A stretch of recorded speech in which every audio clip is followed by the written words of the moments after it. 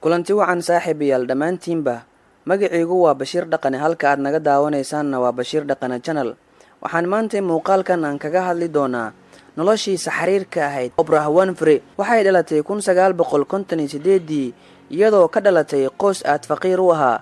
Aabaheed iyo hooyadeed guur kumaysan dhalin. Nolosha adag ee reerkooda ka jirtay aaweed waxa ay marba mid la nooleed hooyadeed, aabaheed iyo ayeedeed. 6 sano ee ugu horeysay ayeedeed ayay la nooleed. waxa la'aanta haysatay nolosheeda awgeed waxa ay xiran jirtay jawaanka baradhada dhar ka samaysan taasoo ay caruurta ku cayn jireen. Markii ay 6 jir noqotay ayay hooyadeed aaday.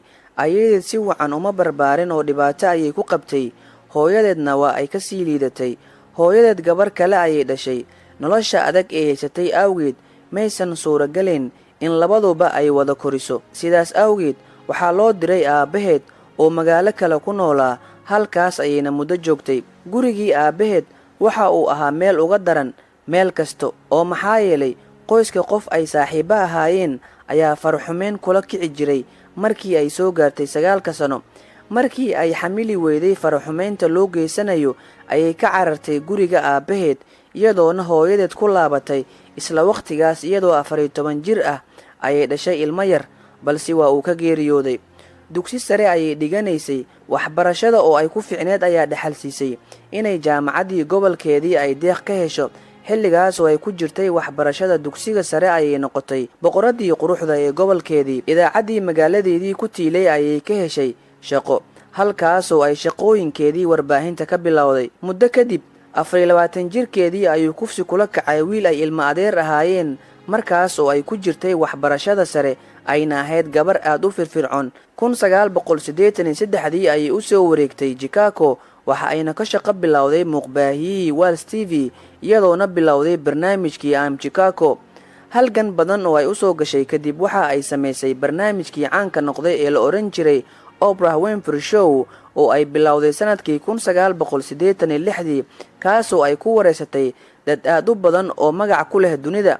barnaamijkeedaas 40 milyan ku dhawaad ayaa daawaday. waxa ayna soo afjartay sanadii 2011. hanti badan oo ay ka sameysay warbaahinta ayaa ka dhigtay inay noqoto madow Ameerikaankii ugu hodansanaa qarnigii 20aad. waxay ahayd gabadhii ugu horeysay ee madow ah ee noqotay bilyaneerad guud ahaan dunida.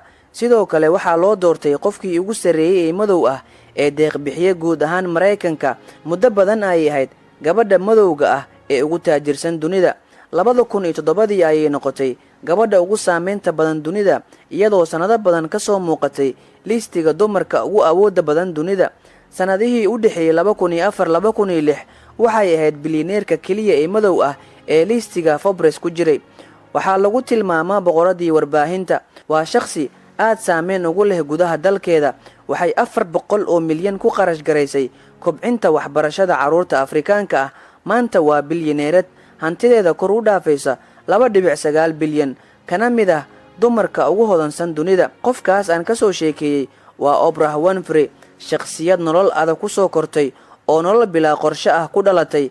caruurnimadeedii kufsiyeed xiga lagula kacay, dhar ahaanna u xiran jirtay jawaanka baradhada. mar ku sigatay inay isdisho, nolosha lamaanaha ku guuldareysatay. maanta waa mid ka mid ah shakhsiyaadka ugu sumcadda badan dunida. waa tusaalaha nool oo ay eegi karto haweeney kasta oo caqabad nololeed soo wajahda. waxaa warbixintan qalinka u qaatay Maxamuud Daahir.